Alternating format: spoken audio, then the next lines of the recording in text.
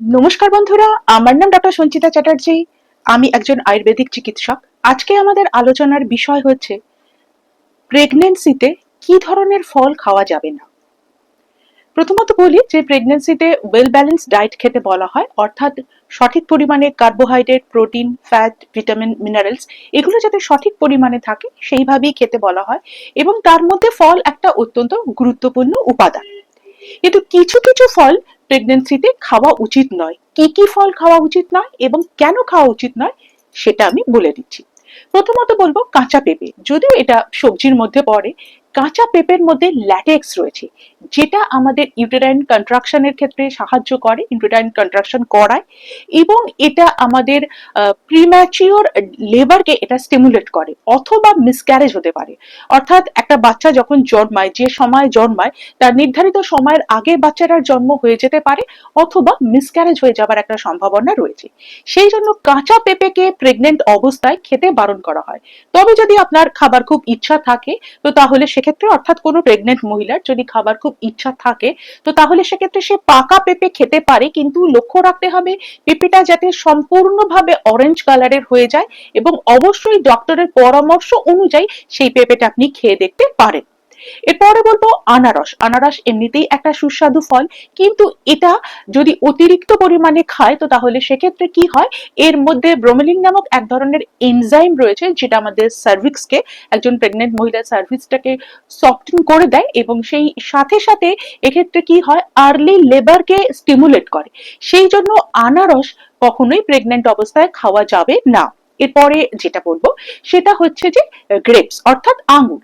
সাধারণত আঙ্গুর একটা অত্যন্ত উপকারী ফল, এটা এমনিতে খেতে বলা হয়, কিন্তু আঙ্গুর, বিশেষত কালো আঙ্গুর, এটা খেলে একটা হিট জেনারেট হয়, যেটা একজন প্রেগনেন্ট মহিলার ক্ষেত্রে তার এই হিট যে জেনারেট হচ্ছে শরীরে, সেটা কিন্তু ভালো নয়, বিশেষত ফার্স্ট টাইমিস্টারে। তো সেই জন্য আঙ্গুর কিন্তু খাবার আগে ডক্টরের পরামর্শ নিয়ে নেবেন। এরপরে বলবো যে খেজুর। খেজুরও অত্যন্ত উপকারী একটা ফল, এবং এটা আমাদের এনার্জি বুস্ট আপ করে, কিন্তু এর মধ্যে রয়েছে ন্যাচারাল সুগার, এবং এটা অতিরিক্ত পরিমাণে খেলে আমাদের ব্লাড সুগারটা লেভেলটা বেড়ে যেতে পারে, এবং সেক্ষেত্রে জেস্টেশনাল ডায়াবেটিস হবার কিন্তু একটা সম্ভাবনা রয়েছে।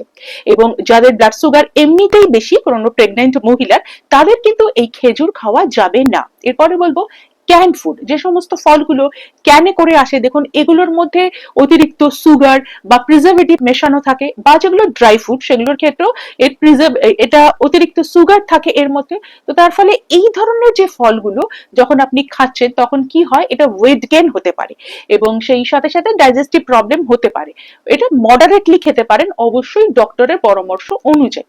এরপরে বলবো তেঁতুল। তেঁতুল একটা টক জাতীয় ফল, এবং এর মধ্যে রয়েছে ভিটামিন সি। তো এটা এমনিতে উপকারী একটা ফল, কিন্তু এটা প্রেগনেন্ট অবস্থায় খেলে কি হয়, প্রোজেস্টেরন সিক্রিয়েশনটাকে এটা কিন্তু সাপ্রেস করে দেয়, এবং লো প্রোজেস্টেরন লেভেলের ক্ষেত্রে কিন্তু ইউটেরাইন কন্ট্রাকশন হতে পারে। সেই জন্য এক্ষেত্রে কিন্তু তেঁতুল জাতীয় ফলটা খাওয়া চলবে না। এরপরে বলবো যে ফ্রোজেন ফুড, অর্থাৎ যে ফলগুলো প্যাকড অবস্থায় আসে এবং যেগুলো ফ্রোজেন অবস্থায় পাওয়া যায়, অর্থাৎ এগুলো কিন্তু ফ্রেশ ফুড নয়, এগুলোর মধ্যে অতিরিক্ত প্রিজারভেটিভ থাকতে পারে বা অতিরিক্ত সুগার থাকতে পারে। সেই জন্য প্রেগন্যান্সিতে এই ধরনের ফলগুলো খেতে বারণ করা হয়, তার পরিবর্তে ফ্রেশ ফুড, অর্থাৎ একদম তাজা ফল খেতে বলা হয়। এরপরে বলি প্রেগনেন্ট অবস্থায় আপনি ফলের রস খেতে পারেন, তবে সেই ফলের রসটা কিন্তু আপনি বাড়িতে বানিয়ে নেবেন। তার কারণ বাড়িতে যে ফলের রসটা আপনি বানাবেন, তার মধ্যে অতিরিক্ত সুগার থাকে না, বা কোনো প্রিজারভেটিভ থাকে না, বা কোনো কালার ফ্লেভার এগুলো থাকে না। সুতরাং বাড়িতে বানিয়ে নেবেন, কিন্তু এর মধ্যে অতিরিক্ত মিষ্টি দেবেন না। সেটা এবার আপনি নির্ভয় খেতে পারেন। এরপরে বলবো যে যে ফল বা সবজিগুলো আপনি বাজার থেকে কিনে আনছেন, তার মধ্যে ফরমালিন থাকে বা কীটনাশকের একটা প্রভাব থাকে।